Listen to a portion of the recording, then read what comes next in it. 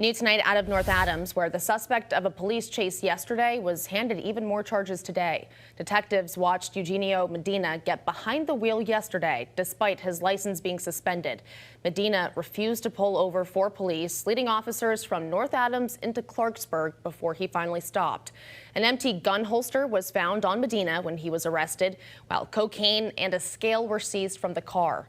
The passenger, Ricky Lopez of Chicopee, was found with a stack of cash when he was being detained. Today, a K-9 team searched along the pursuit route, finding a loaded gun Medina allegedly ditched in Clarksburg. Lopez faces a charge of possession with intent to distribute. Medina, meantime, faces 11 charges for driving, drug, and gun-related offenses.